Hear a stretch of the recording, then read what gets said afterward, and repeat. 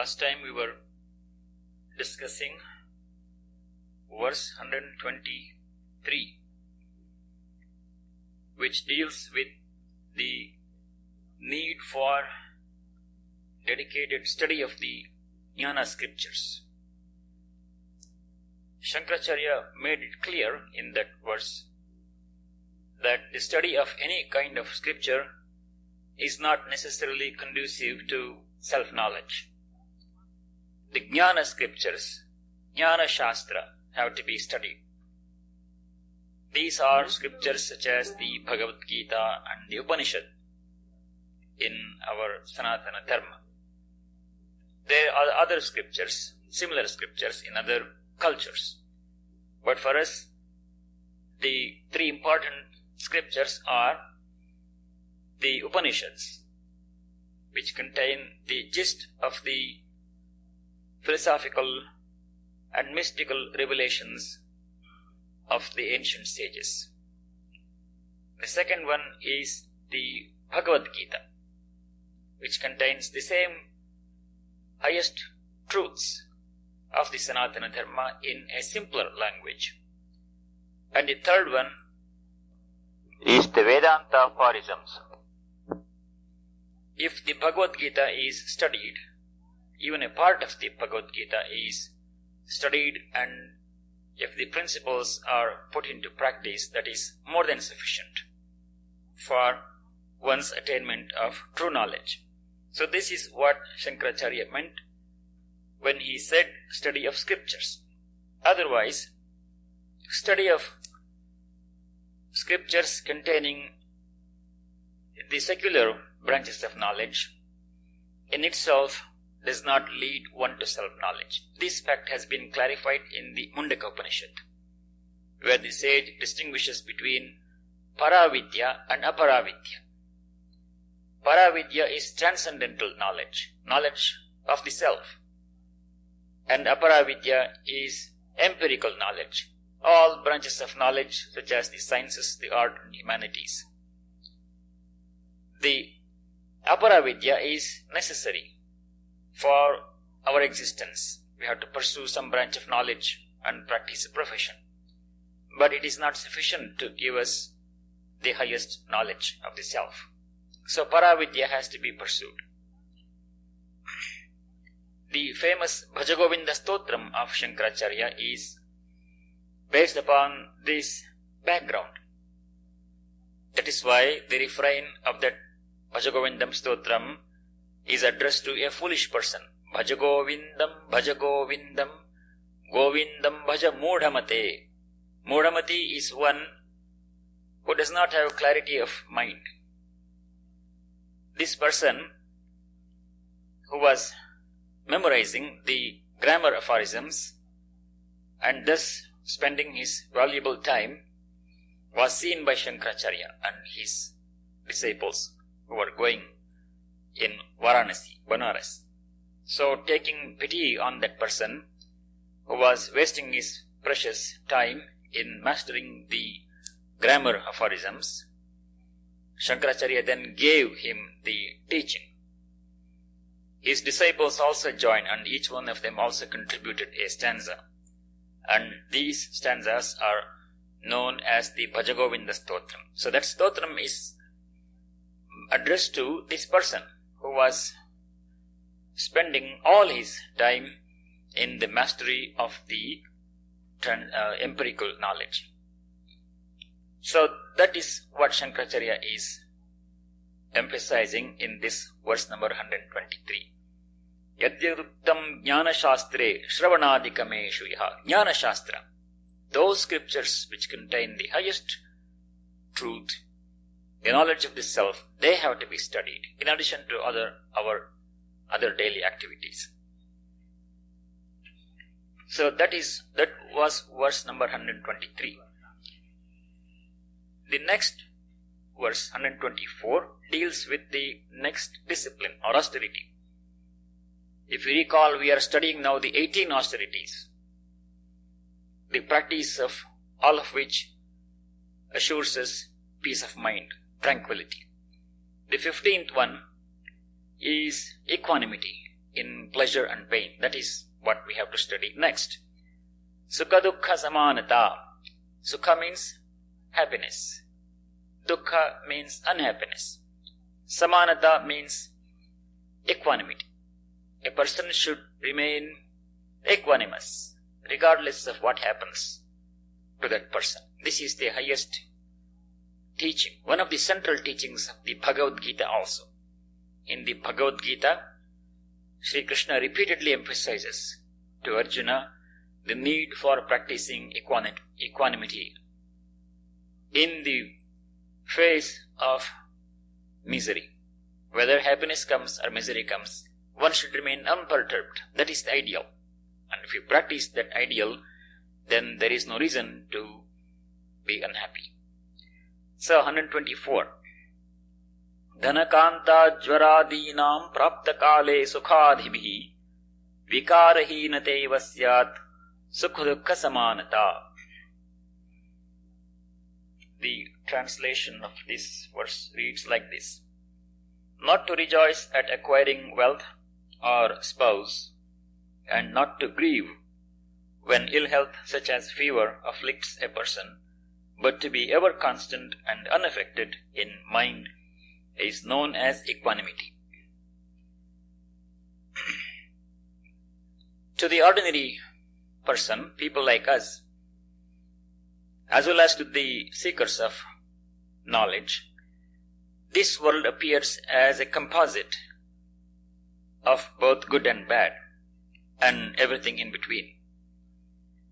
The composite nature of this world is also described in the Bhagavad Gita. Sri Krishna says in the 2nd chapter, Traigunya Vishaya Veda Nistraigunyo Bhavarjuna Nirtvanvo Nityasatvastho Niryoga Kshema Atmavan. This is a very important teaching given by Sri Krishna. Sri Krishna points out to Arjuna the composite nature of this world. Traigunya Vishaya Veda.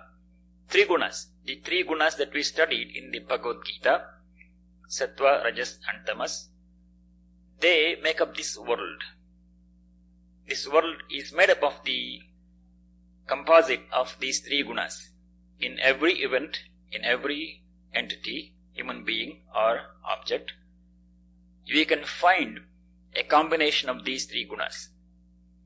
The proportion of the gunas vary in the same entity at different times. In some people, one of the gunas is predominant, and in others, the other guna is predominant. But everybody, everything, every situation, every experience is made up of these 3 gunas. If we analyze, we can see the composite nature of all experience in this world. And that is what is meant by Traigunya Vishaya Veda. And then he asks Arjuna to transcend the 3 gunas. Nistraigunyo Bhavarjuna. It is not possible to change the world, but we have to somehow lift ourselves above our vulnerability to these 3 gunas. Our vulnerability to the attack of these 3 gunas, we have to transcend. That is a more intelligent and more practical way to gain lasting happiness than to try to change the world. Nirdvandvo. Dvandva means opposite, pairs of opposites. We always see in this world opposite things. Good and bad, people, happy and unhappy experiences, pain and pleasure. They are inseparably mixed in every experience in this world. So we cannot change those things. We cannot convert everything bad into everything good, because good and bad are also relative to individuals. What is good to some people may not be good to other people. So how can we change this world? Sri Krishna therefore says to Arjuna, Nirdvandvo,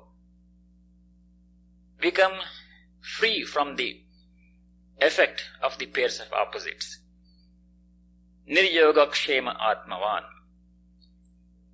Niryoga Kshema means do not be overly concerned with the acquisition of wealth and other experiences.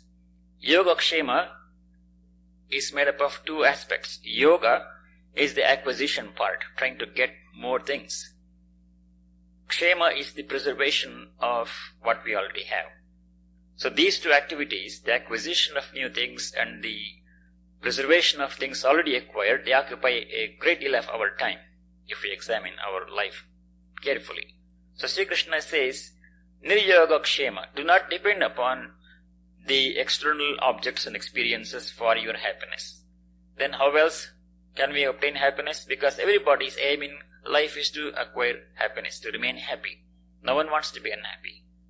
Then if we should not depend upon external objects, acquisition and preservation of objects for our happiness, then where else should we go? Where else should we seek happiness?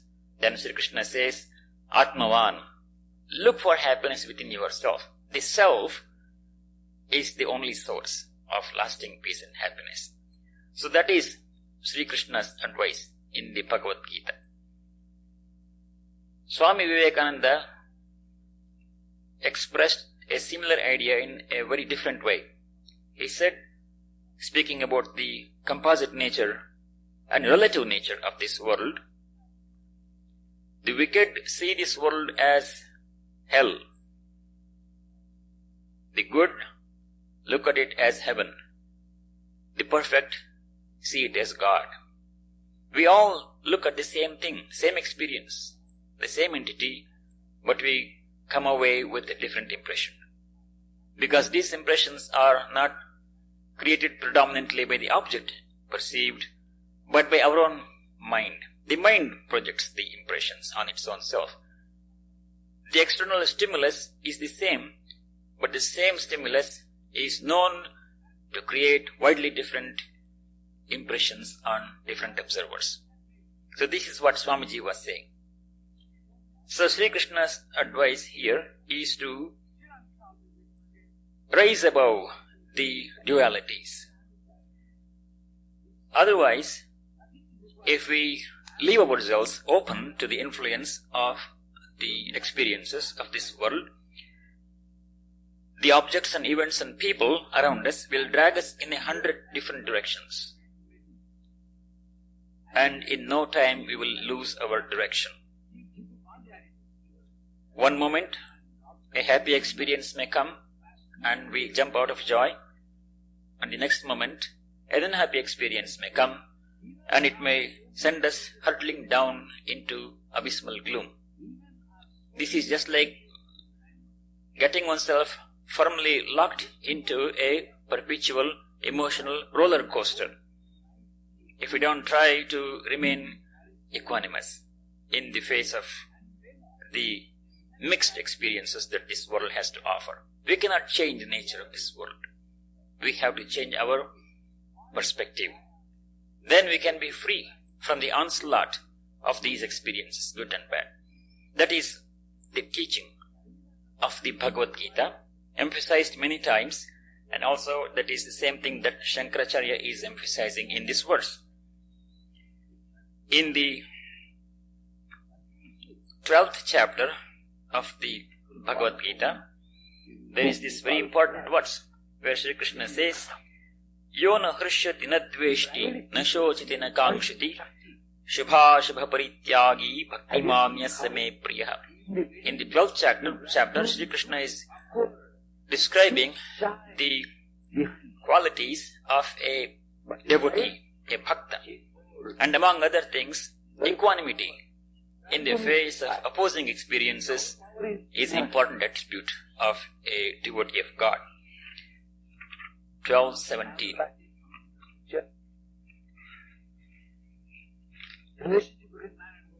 He who does not rejoice, does not fret, does not lament, does not hanker, who gives up good and bad, who is filled with devotion, he is dear to me.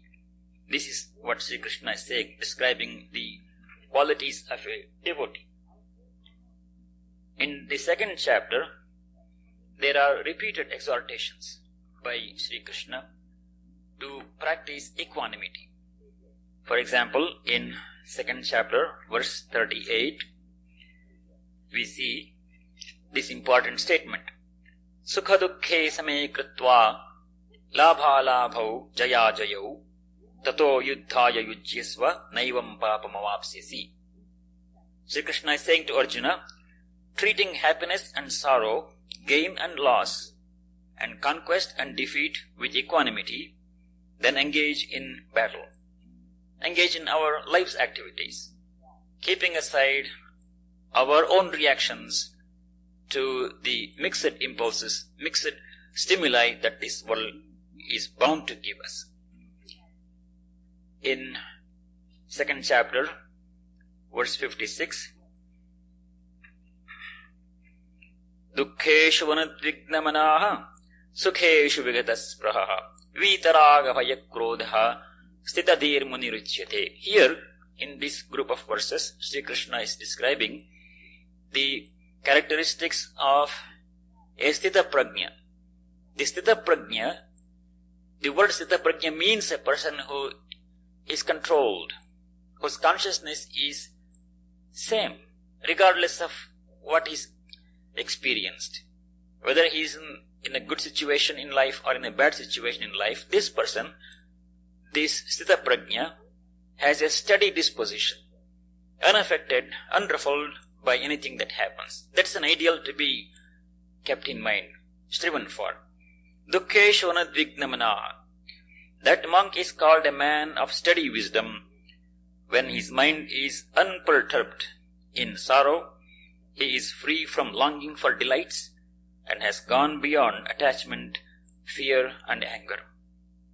All our unhappiness comes from our reactions to these situations. And Sri Krishna is saying that if you control your reactions to the situations that life is bound to give us, then happiness can be achieved independently of the external world. As long as we depend upon the external world for our happiness, we are bound to get a mixed experience.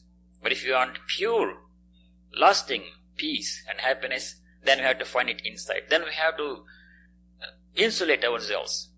Insulate is not the right word because we are always open to these experiences. We have to transcend our vulnerability to these experiences. That is the teaching that Sri Krishna is trying to convey here.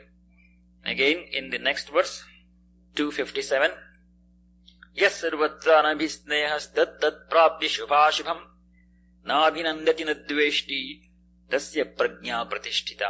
He is describing in these verses in the second chapter the characteristics of a person of steady wisdom, sthita prajna.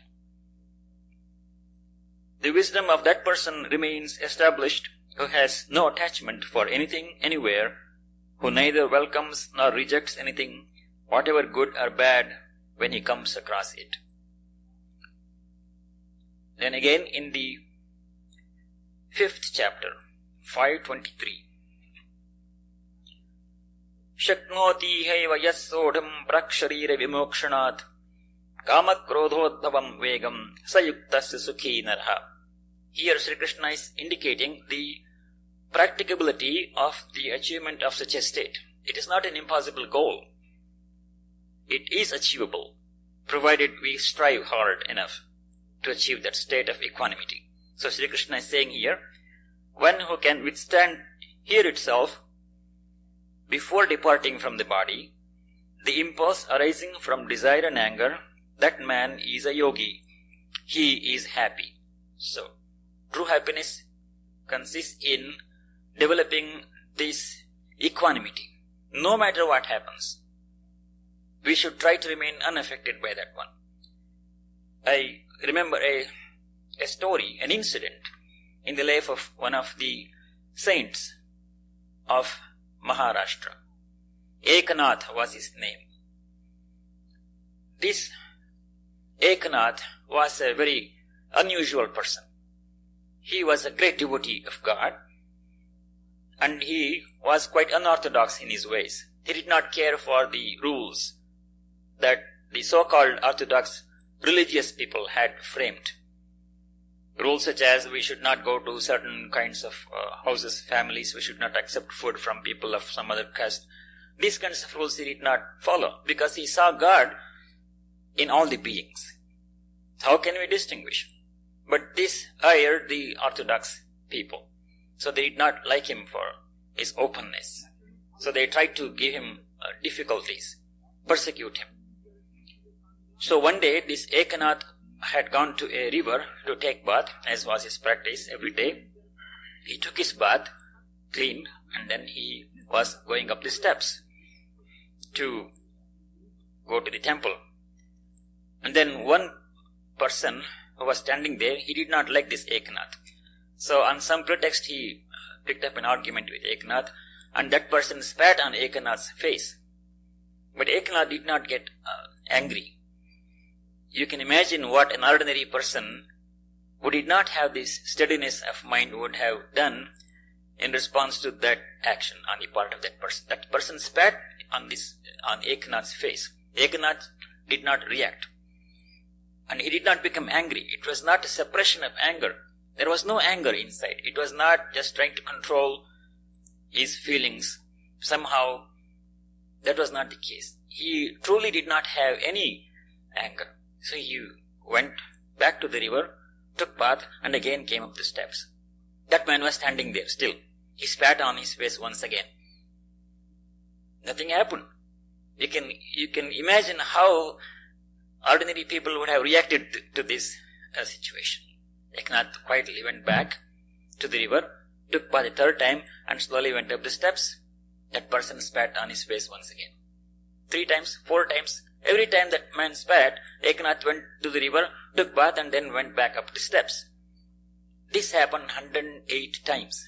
108 times that man spat on Ekanath's face. 108 times Ekanath went to the river, did not get angry, took bath, and then went back. This is equanimity. And then of course that person, he became a disciple of Ekanath. He fell at his feet, asked for forgiveness, and he became Ekanath's disciple. This is an example of how great spiritual men have achieved equanimity. How much more provocation can there be than being spatted in the face 108 times and still remaining unruffled and still not being angry? He was so calm, not just trying to control his anger or suppress his anger, but he was unruffled. That is Sthita Prajnat, steadiness of mind. That is what Sri Krishna is describing. In Sri Ramakrishna's life also, we can see one day, out of some mistake, he was asked to leave the Dakshineshwar room where he used to live in the Kali temple. Someone else made a mistake and he was supposed to be asked to leave, but the person, he asked Sri Ramakrishna to leave, thinking that he was the man who had done the mistake. And Sri Ramakrishna did not protest. He did not become angry. He just started walking with one piece of cloth he had on his shoulder, and he walked away without feeling sorry, without becoming bitter or angry. I am asked to leave, so I am going to leave. No reaction, no adverse reaction.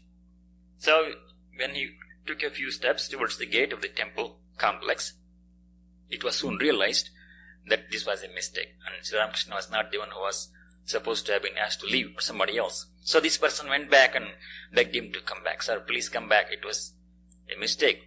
I am sorry. Sri Ramakrishna accepted. Like a child, he went back to his room and sat there. He did not say, you see, you are mistaken. You are wrong. No such reaction. This is equanimity. We can see this equanimity in practice in the lives of great people. And these instances give us the motivation to try to practice, at least to a small extent. To the extent we can, if we can practice, to that extent we can achieve freedom from the onslaught of the emotions to which we are always vulnerable. On another occasion, Swami Brahmananda, one of the foremost disciples of Sri Ramakrishna, he was doing intense spiritual austerities in solitude in, I think it was in Vrindavan, in one hut. He was seated there. He didn't move out of the place. He would sit there always. Swami Turiyananda would beg food once or twice a day and give it to Swami Brahmananda. And Swami Brahmananda would take one handful of food, as much food as he could hold in one handful. He could take that. He would take that much food. and then eat it, and that was his food for the day. And then the rest of the time, he was practicing meditation. So one day when he was doing this, an unknown person came and brought a nice warm blanket and kept it by the side of Swami Brahmananda. Swami Brahmananda noticed this one. Somebody brought a blanket. Obviously it was meant for him because there was nobody else in the little hut. So he just didn't do anything. He didn't grab it and try to put it down and admire it and how nice this blanket is. No, he just let it be there. After some time, after a short time, some other man came and he took this blanket away from Swami Brahmananda. He did not again feel sorry. Oh, this nice blanket which had been given to me has been taken away. How nice it would have been if I could use that one. No such reaction. He who gives can also take away. Gain and loss are same to such great people. This is equanimity. So if we study the lives of great people, spiritual giants, holy men, saints, incarnations, we find many instances when they showed by actual practice that it is possible to achieve equanimity. Freedom from the effect of the experiences, the mixed experiences that this world is always giving to us. That is true happiness. So that is what Shankaracharya is saying in this verse here, 124. The next 16th discipline in the group of 18 disciplines is indifference to public acclaim, somewhat related to the previous one of equanimity. Whether we are praised or blamed, we are supposed to remain unaffected by praise or blame. This is called mananasakti, indifference to public acclaim. 125. Shreshtham pujyam viditva mam manayantu jana bhuvi ityasaktya vihinatvam mananasakti ruchyate. Indifference to praise or blame. 125. To regard public opinion with indifference and not to think too highly of oneself, either on account of one's birth, social status or public honor, is regarded as the absence of self-glorification. Public acclaim is short-lived. Today it is there and tomorrow it may disappear, somebody else may steal the limelight. That is our experience. People work so hard to achieve a little distinction, some fame, some title such as Mr. Universe. How many years people like Arnold Schwarzenegger have to put in such hard work, so many hours every day and controlled diet, everything, and then they get this title. And afterwards what happens? In the next competition somebody else gets the same title and this person is dethroned. The same is the fate of all such glorious positions.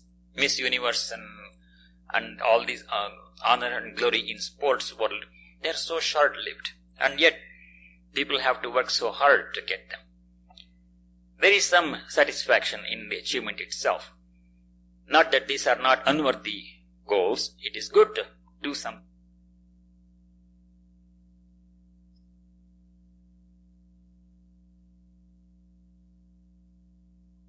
Book of World Records. People trying to grow a beard of a beehive, bees hanging all around. How can a person sleep or do anything? And this person has to have a beard of beehives. And somehow that activity will ensure that this person's name and probably a picture is printed in the Guinness Book of World Records. And somebody living in a snake pit for 72 days with 57 snakes or something. Another person puts one more snake there and lives for half an hour more, and that person becomes the next record holder.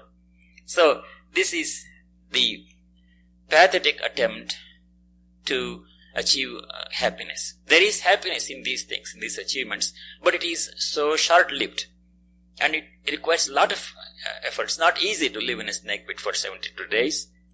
But if you put in the same effort in controlling our emotions and practicing the other disciplines, then we can get the lasting peace and happiness through self-knowledge. That is what Shankaracharya is saying.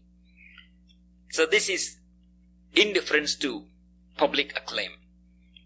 Hankering for name and fame and glory is not advisable because it keeps us in the relative plane. It takes us back to the body consciousness, because all name and fame and glory is attached to the body-mind complex.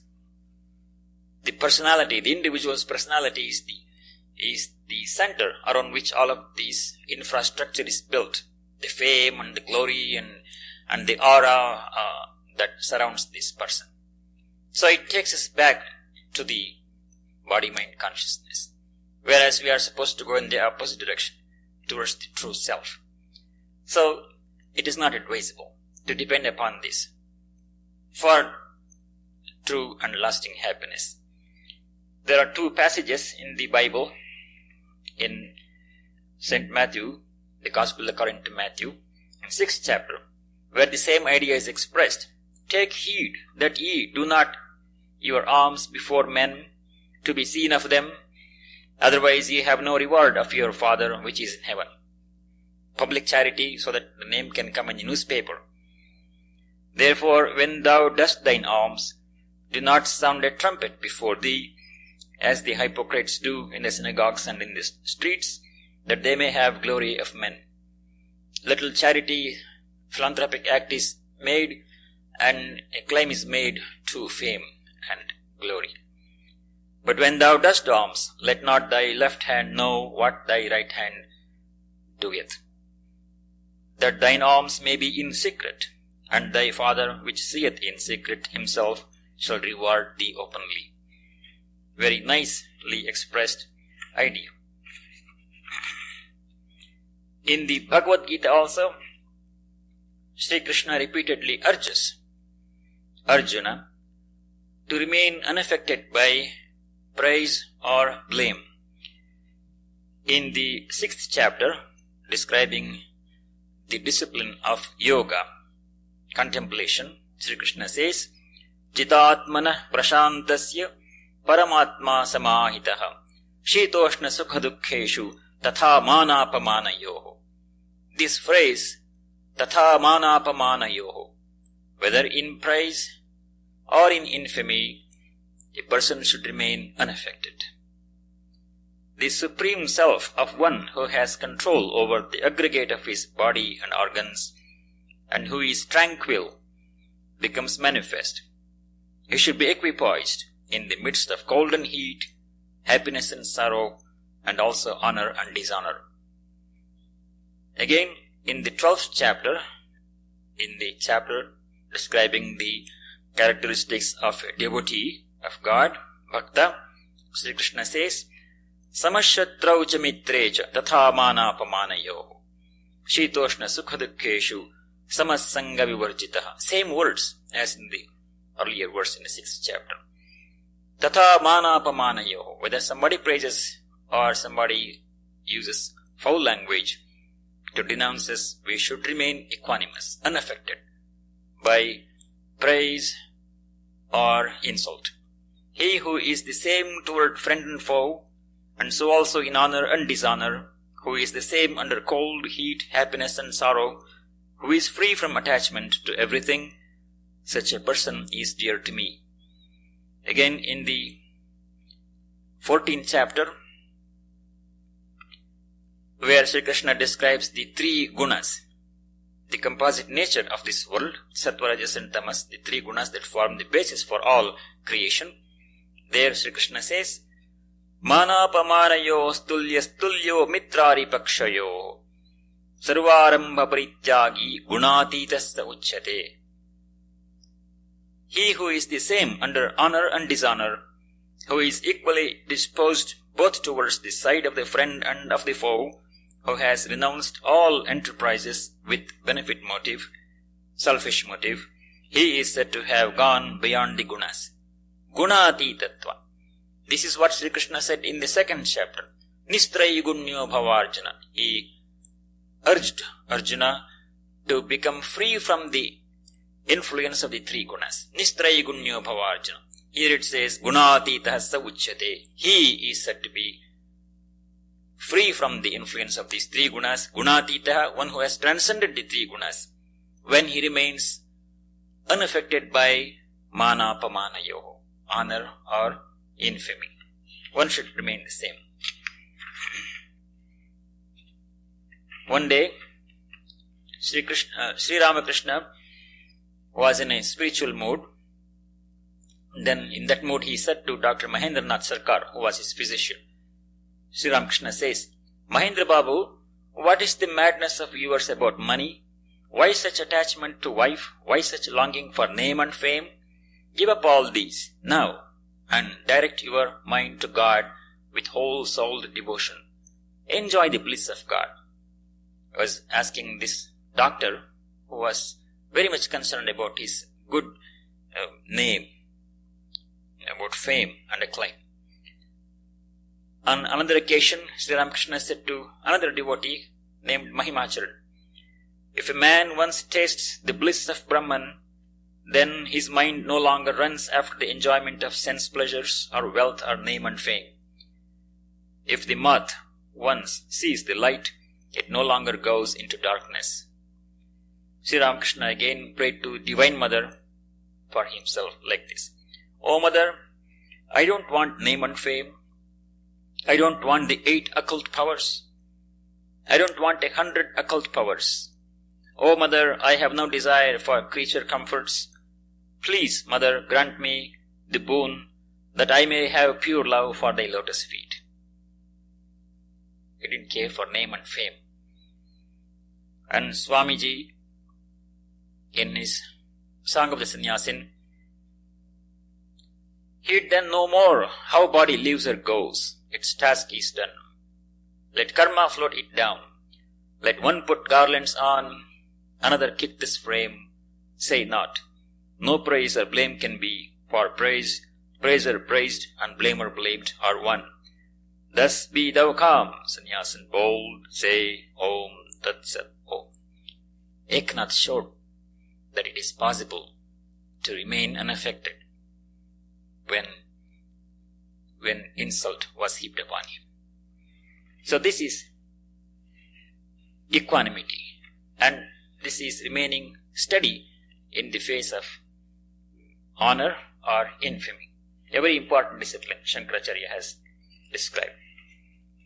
In the next discipline, last but one of the 18, Shankaracharya emphasizes love of solitude, ekanta shilata. And as we shall see, this is a very important austerity that has been emphasized in many scriptures. This is 126. Sachintanasya sambadho vignoyam nirjane tataha steyamityeka evasti chetsaivaikanta shilata. 126. After having realized that a crowded place is the least conducive to the practice of contemplation, to resort to a sequestered place in order to meditate upon the Lord is known as the love of solitude. In the Bhagavata, the last part of the Bhagavata is called Uddhava Gita, the teachings given to Uddhava. There is a incident there where an Avadhuta, a God-realized soul but having no outer signs of realization, was talking to a king, King Yadu. This Avadhuta describes how he learnt valuable lessons from different teachers. The nature was his teacher. 24 teachers he describes. And then he describes to the king how he learnt the importance of solitude, practicing spiritual austerities in solitude by watching a young woman who was pounding paddy in her cottage. And then the woman had a number of bracelets on each hand.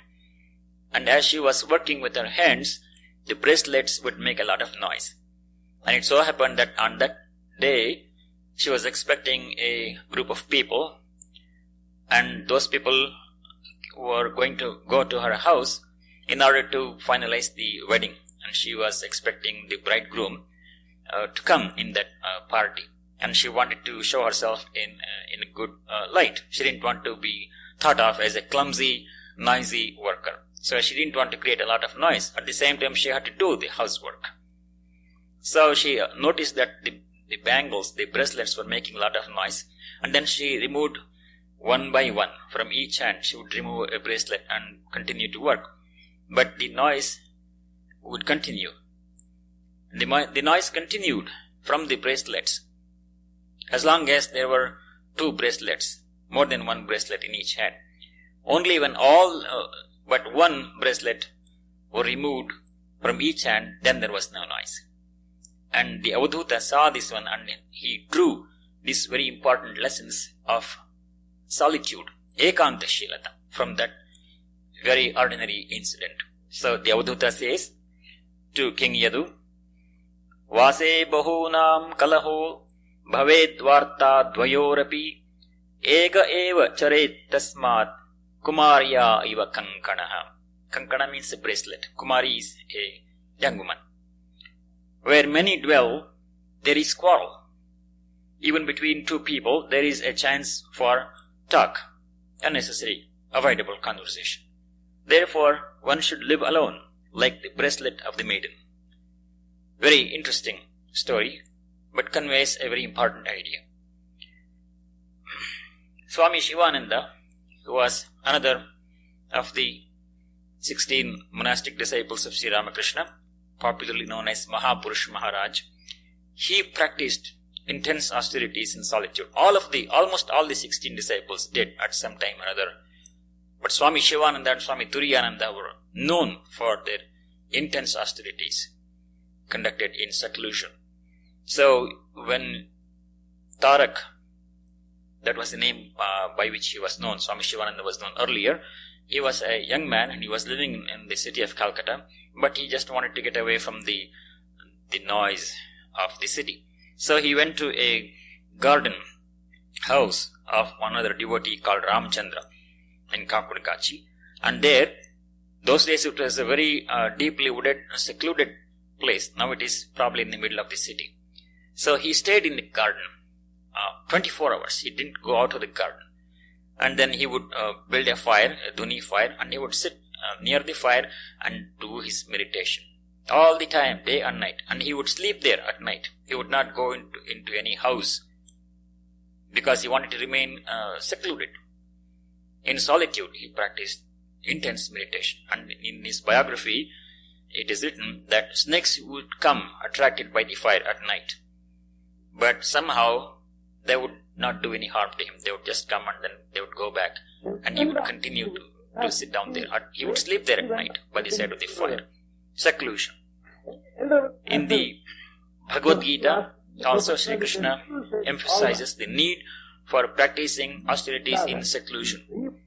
In the 6th chapter, which contains the description of spiritual discipline, contemplation, Dhyana Yoga, Sri Krishna says, Yogi yunjita satatam atmanam rahasi sthitaha ekaki yata chittatma nirashira parigraha. Ekaki, this person intent upon spiritual discipline, spiritual practice, should remain alone, ekaki.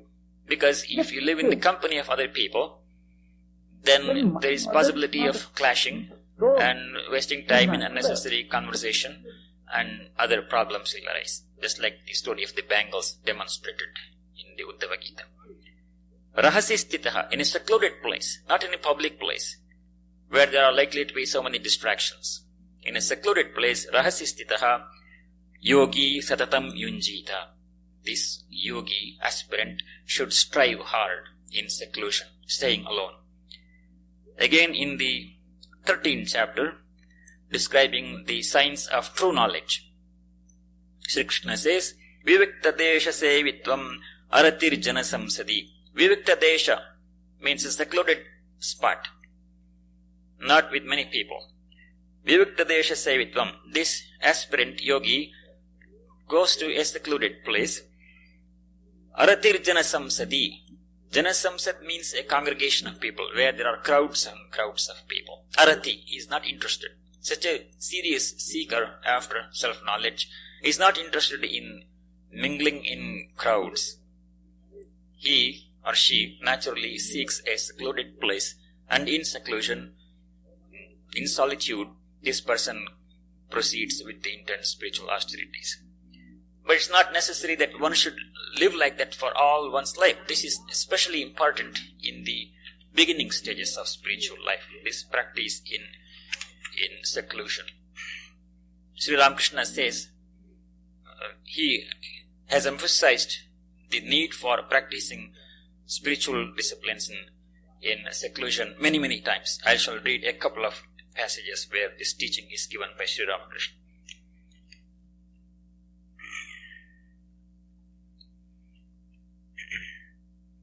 Jesus Christ also said almost the same thing.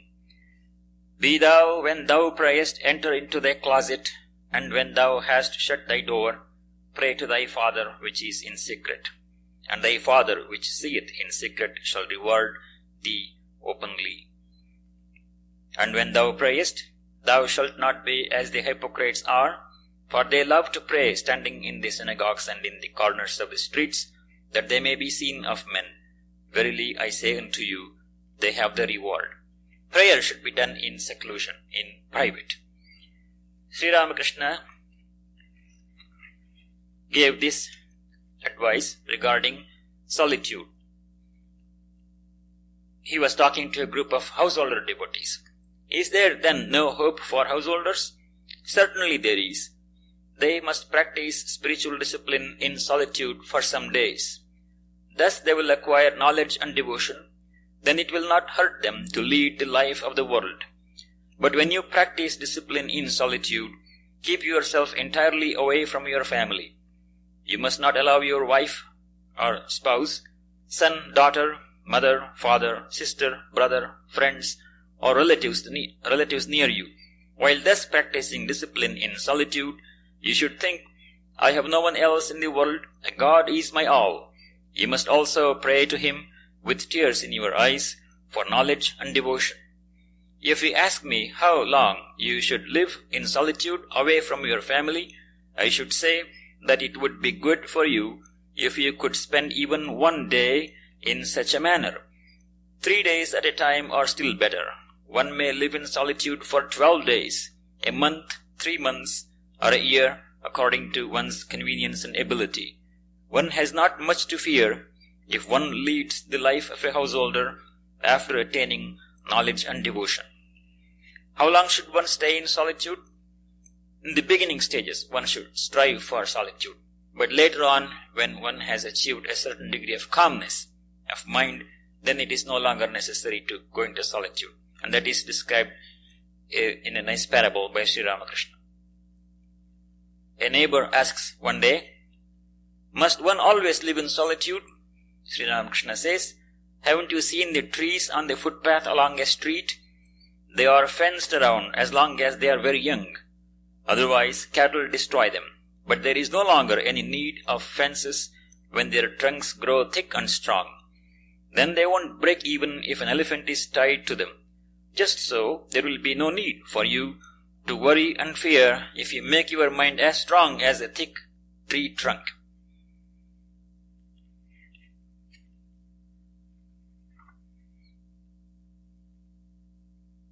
So, on many other occasions, Sri Ramakrishna repeated this instruction to beginning aspirants to seek solitude and to pray in solitude, even for a short time, even for a day if possible, as frequently as possible.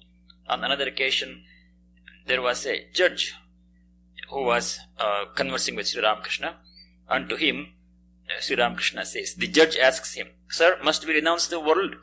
Sri Ramakrishna says, no, why should you? A man can realize God even in the world, but at the beginning he must spend a few days in solitude. He must practice spiritual discipline in a solitary place. He should take a room near his house so that he may come home only for his meals, providing that meals are kept ready when he goes home. This idea of practicing spiritual disciplines in solitude is an important one and has been stressed in the Bhagavad Gita and also by Sri Ramakrishna repeatedly. So that leaves us with one other austerity or discipline, the last one, namely mumukshutva, desire for liberation. That's a very important one, and we shall study that last discipline in the next week's class.